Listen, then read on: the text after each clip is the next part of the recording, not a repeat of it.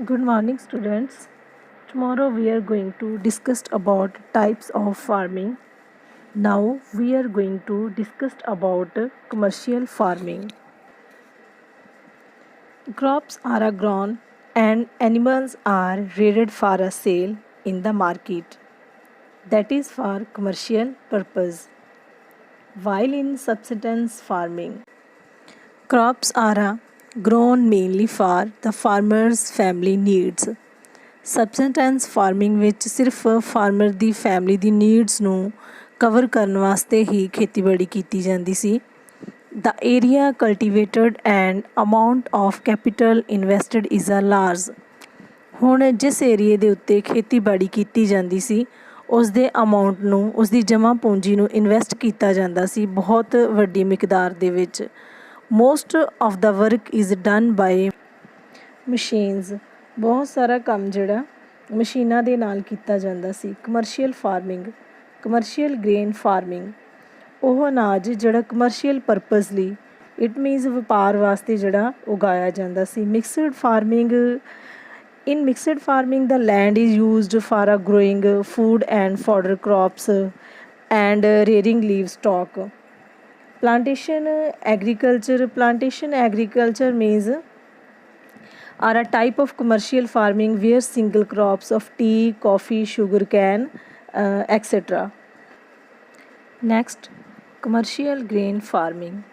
In these crops are grown for a commercial purpose. Wheat and maize are common commercial grown grains. ਕਮਰਸ਼ੀਅਲ purpose ਲਈ ਉਗਾਏ ਜਾਣ ਵਾਲੇ grains wheat ਅਤੇ maize ਸੀ। It is mostly practised in the temperate grassland of North America, Europe and Asia.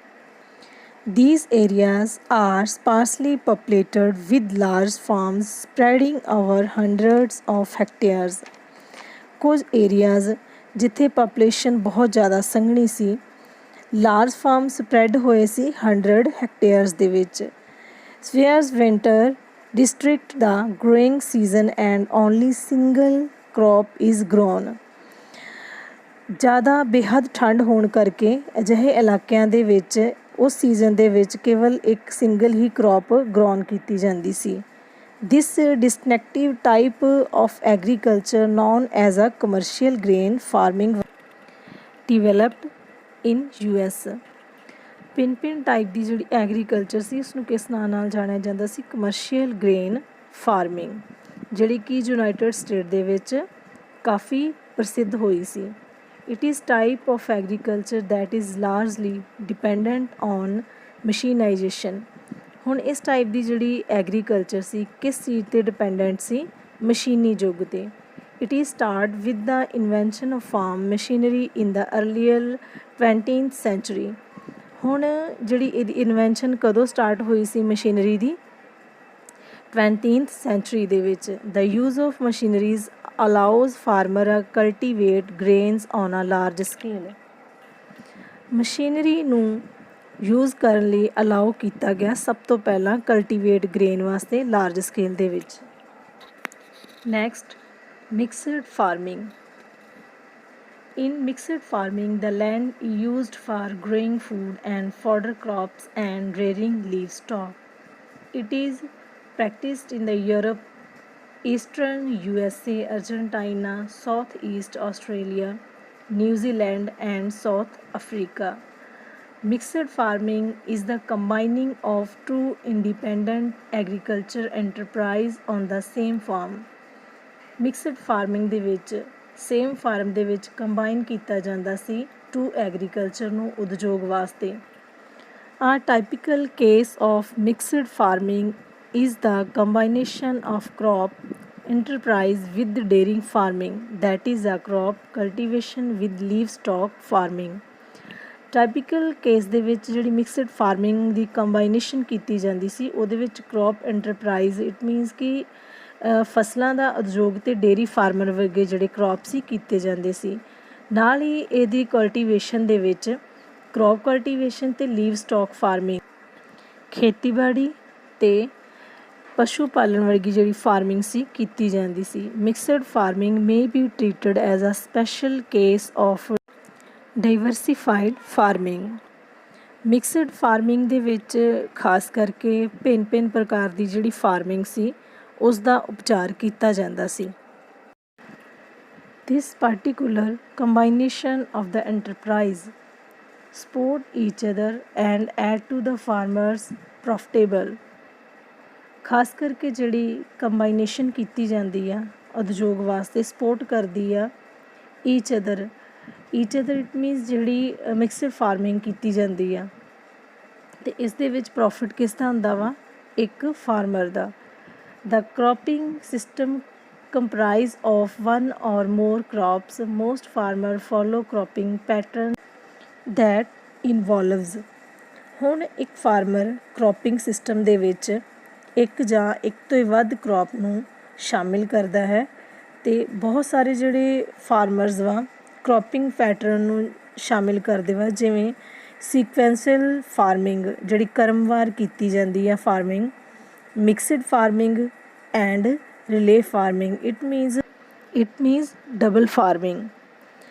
Double farming ਜਿਵੇਂ where the second crop is planted into a first before harvesting. For example ਜਿਵੇਂ ਗੰਨੇ ਦੀ ਫਸਲ ਔਰ ਕਣਕ ਦੀ ਫਸਲ ਦੋਨਾਂ ਨੂੰ ਇਕੱਠੇ ਹੀ ਇੱਕ ਹੀ ਜ਼ਮੀਨ ਦੇ ਵਿੱਚ ਬੀਜਿਆ ਜਾਂਦਾ ਔਰ ਕਣਕ ਦੀ ਫਸਲ ਜਿਹੜੀ ਆ ਪਹਿਲਾਂ ਕੱਟ ਲਈ ਜਾਂਦੀ ਹੈ।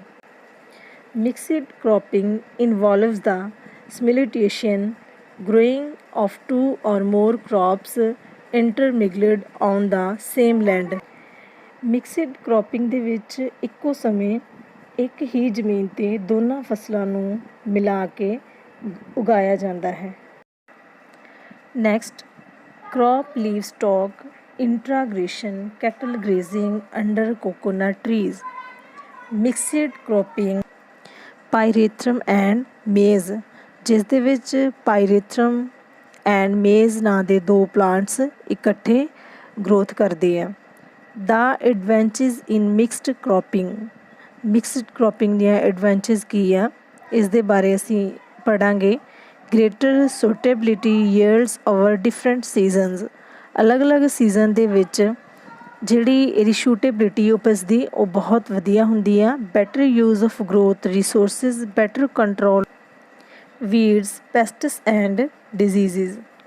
ਹੁਣ ਕਿਹੜੀ ਚੀਜ਼ 'ਤੇ ਕੰਟਰੋਲ ਕਰਦਾ ਵਾ, ਡਿਜ਼ੀਜ਼ 'ਤੇ ਜਿਹੜੀ ਪਲਾਂਟਸ ਨੂੰ ਹੋ ਜਾਂਦੀਆਂ ਨੇ। ਪੈਸਟਿਸ ਕੀਟਨਾਸ਼ਕ, ਕੀੜੇ ਮਕੌੜੇ, ਅਤੇ ਵੀਡਸ ਜਿਹੜੇ ਫਸਲਾਂ ਦੇ ਵਿੱਚ ਘਾਹ ਫੂਸ ਉੱਗਿਆ ਹੁੰਦਾ ਵਾ ਉਸ 'ਤੇ ਕੰਟਰੋਲ ਕਰਦਾ ਵਾ। One crop may provide physically support to another one crop provide shelter to other crops. Erosion control through providing continuous leaf over the ground surface।